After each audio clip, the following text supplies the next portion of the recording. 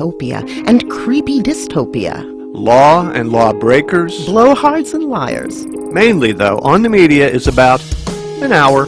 Please spend it with us. Saturday mornings at 7 on KSJE Farmington.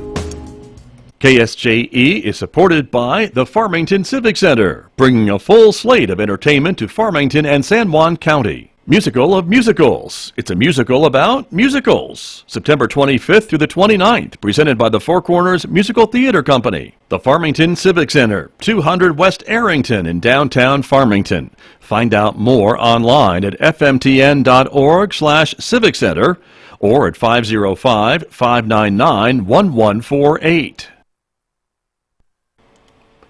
KSJE is supported by San Juan Regional Medical Center, which is officially baby-friendly.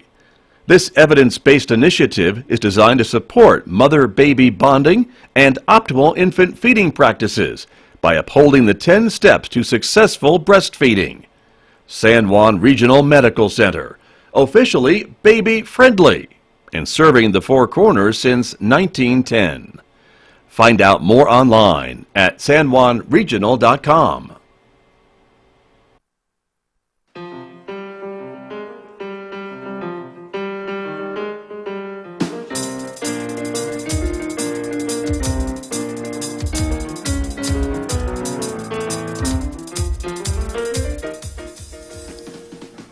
Ten minutes past 8 o'clock. It is Monday morning on KSJE 90.9 FM. Good morning, everyone. I'm Scott Micklin, and thank you for tuning in to the radio station this morning. We're also at 103.3 FM in the Durango area, or you can be listening worldwide at ksje.com. Special good morning also to our viewers who are joining us live this morning on the KSJE Facebook page and YouTube channel. Welcome aboard, everyone. We are glad that you are with us. Here's what we have coming up this morning on KSJE. In the next few moments, an interview with Maggie Toulouse Oliver. She is a Democrat running for the U.S. Senate from New Mexico, hoping to be the first woman elected to the Senate from New Mexico. We'll be talking with her in the next few moments on KSJE. So stay tuned for that, everyone. Then, of course, later on this hour, we'll also be continuing our coverage on our National Hispanic Heritage Month, and we'll be talking this morning about some of the services available for Hispanic and Latina and Latino students here at San Juan College with my guests, so we hope you'll stay tuned for that, coming up at about 8:25 today right here on KSJE. Then, of course, we'll round out the 8 o'clock hour talking about technology with my guest Lewis Campbell from Synergy Computer Systems here in Farmington. And then next hour, Mick Hess will be here roving with the arts. And today, Mick is playing music from the great Tchaikovsky and Swan Lake. That is coming up today at 9:06 right here on KSJE. I want to talk a little bit about the weather before we go this morning, and that is taking a look outside at San Juan College. We have some clouds in the area this morning. It is 52 degrees outside our studios here at San Juan College at the moment, and our forecast does call for a cloudy day today with a high of only 69 degrees, and we could see a scattered shower or thunderstorm. Some forecast models are calling for that as well today. 46 for a low overnight tonight, then partly sunny skies for the remainder of the week with a high near 70 on Tuesday, Wednesday, and Thursday, and overnight lows right around 50 degrees. Joining me in our visual radio studio to talk a little bit about her campaign for the U.S. Senate, Maggie Toulouse Oliver is in Farmington today. Good morning. Morning, how are you? I am well. Thank you for stopping by. It's great to meet you. We have not met before. We haven't, and I'm so happy to be here, and I really love the studio, and the campus is beautiful. It's awesome to be here. Well, thank you. We're always excited to get people out of the Rio Grande Valley to come and see us in the northwest corner. Right? So, right? Yeah, no, happy to. So you are touring around a little bit, meeting some of your supporters and listening, hopefully, to what folks in this part of the state are concerned about. Absolutely. As you run in your campaign for the Democratic nomination for the U.S. Senate next year, right? That's correct. And so some folks will be wondering and say, but you're taking on Ben Ray Lujan, a local congressman who's been here for a number of years, representing this area for a number of years. And so what was your decision about doing that, stepping into that race? Sure. Well, first and foremost, Ben Ray Lujan and I have been friends for years and years. We were in the Young Democrats together back in the old days.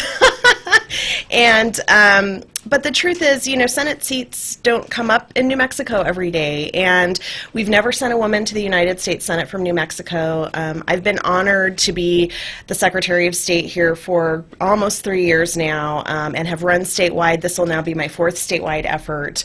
And so I've really gotten to know the state well over the course of that time, and have about the same amount of time in public service as the congressman, and I feel that I have a lot to offer the state at a really critical time, I think, in our state's history and our nation's history, and have a voice and a lived experience that I think can help enrich the representation of our state in Washington. Okay. So you said you and Ben Ray were friends for a long time. Are you still friends? We're still friends. Okay. And God willing, we will still be friends after this campaign, and I always hear him say the same. So, right. Okay. Yeah. Well, good to know. Yeah. Now, in this part of the state, the economy is a little bit different, so I want to ask you about a couple of things. I know you're very interested in the Green New Deal and some of these other things that we've been hearing about, but this is an energy area, and Farmington is in transition, maybe away from maybe the carbon-based energy to something new, and so how can you as a U.S. Senator maybe help in the transition of this community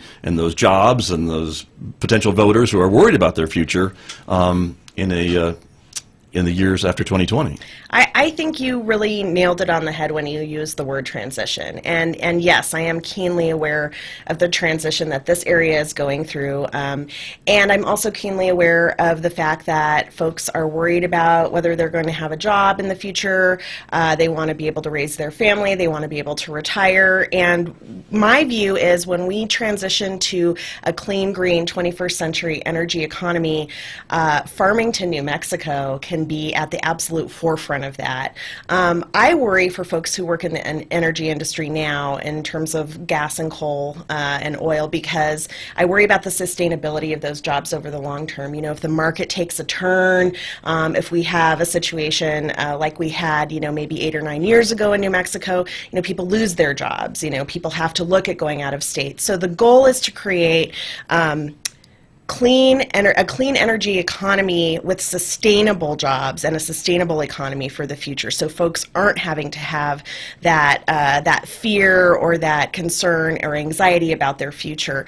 And my view is that the people and the companies that are generating energy now in fossil fuels can lead the way in terms of transitioning to sustainable green energy, solar, wind, other forms of energy, because they're the ones who are already generating energy for New Mexico and for the rest of the country. They are the ones who know best how to do that. So let's make sure that we are giving those companies the support to do that transition and to help the employees do that transition as well. Sure, and I think everyone sees kind of the move in that direction, but a lot of folks would say we're not quite there yet. We don't quite have the battery technology to maybe store some of this great energy that's produced by sun and solar and wind and things like that. So are we talking a little premature, or do we still need to be having these conversations?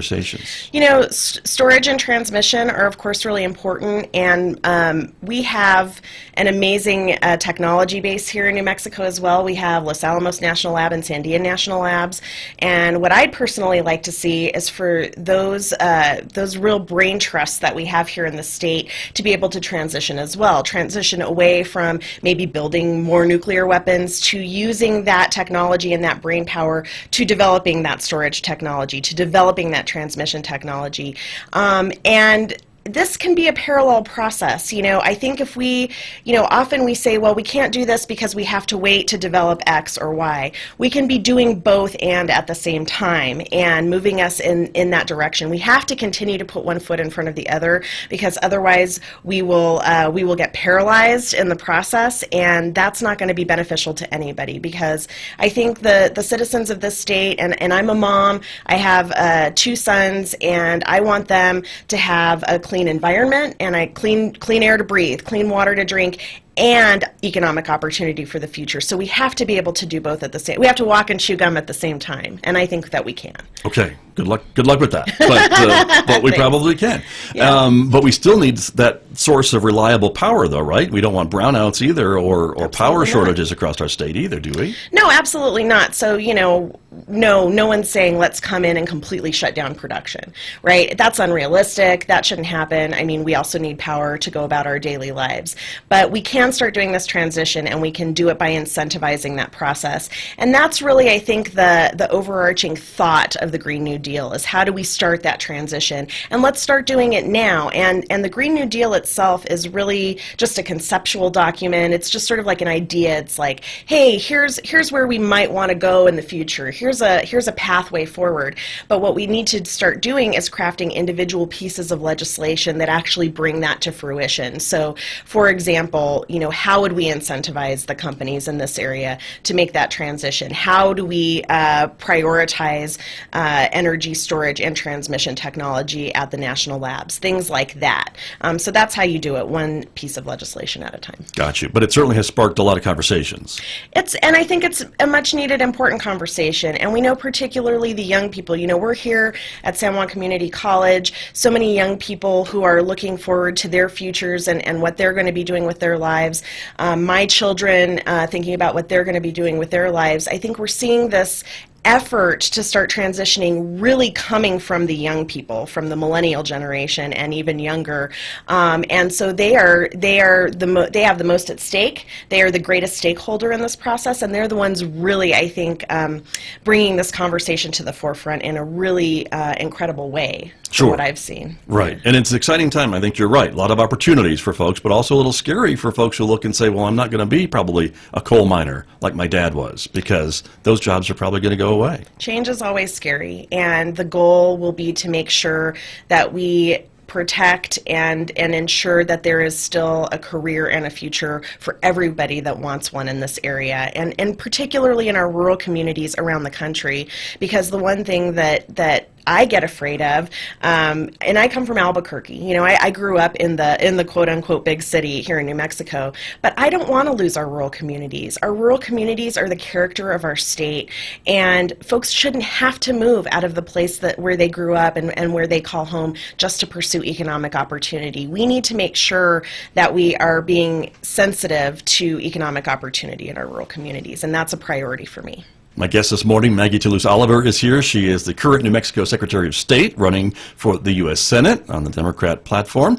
And let me ask you about another issue that I know you're very passionate about, and that's health care, something that we've heard talked about for a long time in Washington, and there are some concerns about the future of health care. We know it's complicated. We know it's expensive. Yes. And we know that the Affordable Care Act has certainly gotten a lot of folks, I think, onto the rolls and gotten them seeing doctors and seeing some health care. Others will complain that it maybe is too expensive if they had to buy their plan off of the exchange or things along that line. So with that huge, long-winded question, where do we need to go with health care? You, I think you're on the record as talking about your support for Medicare for all. Is that true? I do support Medicare for all. What I support is the concept of single-payer health care. And the reason I support that is because so much of the cost and so many of the problems that folks have in getting the care that they need are from the health insurance industry. We have this whole middleman industry that's been created around making money, sort of coordinating the care of people. So if we went to a single-payer system, not only would it cost all of us so much less. I'm lucky. I have a health insurance program provided to me by the state of New Mexico. I pay my piece into it. The state pays their piece. I get pretty good coverage. Under a single payer plan, I would pay substantially less, and I would get much wider coverage, and that would be true for every American.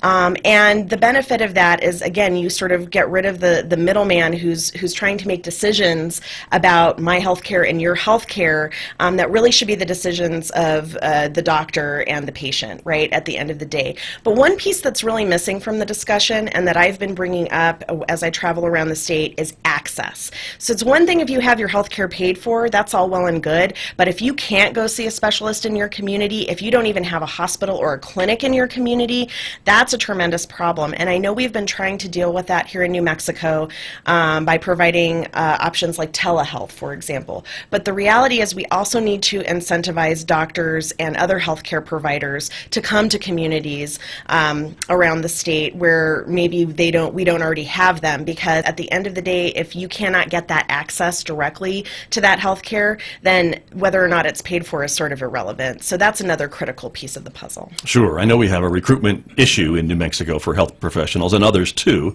and a retention issue as well to keep them here once they get here. So I think that's all things to be talking about and aware of.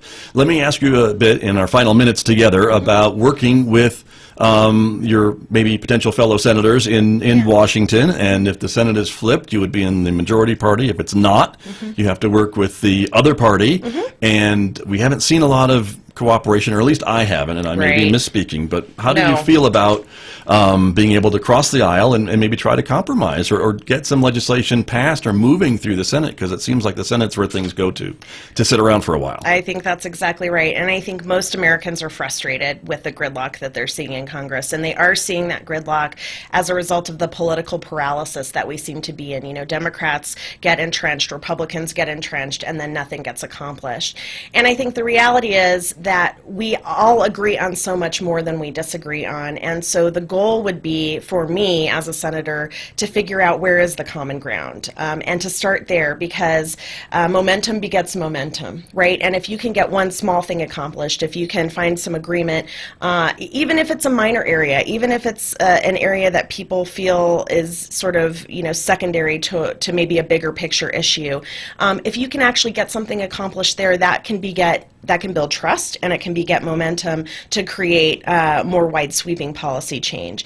I think the reality is that in the current political system, most folks feel like they have to get into their silos with their party, because otherwise they're going to get attacked by the members of their party. So it takes a lot of courage for folks to be able to break out of that and say, no, I'm willing to work with somebody from the other side to get this issue accomplished. And I'm somebody who's willing to do that, and I will totally promise the people of New Mexico that is something that I am willing and able to do, and that's frankly what we need. And you certainly are running as a Democrat, of course, in a blue state, and but this is a red county, as I'm sure you know, and it is. And some people may not even consider you as a candidate because of that D after your name, and I don't think that's true. They should be doing that. I think they should look at all the candidates and be educated. Well, we all should, right? Yeah. But how do you approach that, I guess, in our final minutes here, when you're talking to folks who maybe dyed-in-the-wool Republicans? How do you get them even to consider another point of view? It seems like we don't have a lot of that these days. I think the important thing is to have really civil discussion, and for me personally, it's more about listening and hearing the concerns of people that maybe have a different point of view than I do, rather than for me to try to impose my views on them. I think we all approach political discourse nowadays in terms of more trying to convince other people that we're right. I'm right, you're wrong, I'm right, rather than just listening and really trying to understand where people are coming from. Because at the end of the day, if I can listen and understand where people are coming from, and I can take that with me as I move forward and think about policies that are good for the state, then I can, those opinions can inform how I approach policymaking. And so people may not vote for me, they may not support me, but I can bring those ideas with me and try to represent them as best I can, and that's the best I can do, and hopefully earn their vote and their support along the line one day. All right. Maggie Toulouse Oliver, it's been great speaking with you. If folks would like to learn more about you and your campaign, I imagine you have all the paraphernalia of any political campaign, a website, a Facebook page, and all those different things, right? Facebook, Twitter, Instagram, yes, and my name is really complicated to spell, Maggie Toulouse, Toulouse, Oliver for Senate.com, but if you Google anything close to that, it will take you to our website. It will find you, that's true. Yes, exactly. Very good. Well, much good luck to you. We appreciate you coming to visit the northwest corner of the state, and happy to be here. Hope to see you again. Thank you, Scott. You're welcome. Maggie Toulouse Oliver, my guest here on KSJE. I'll be back with more in just a moment, everybody. The governor of California on the most important tech for fighting climate change. From American Public Media.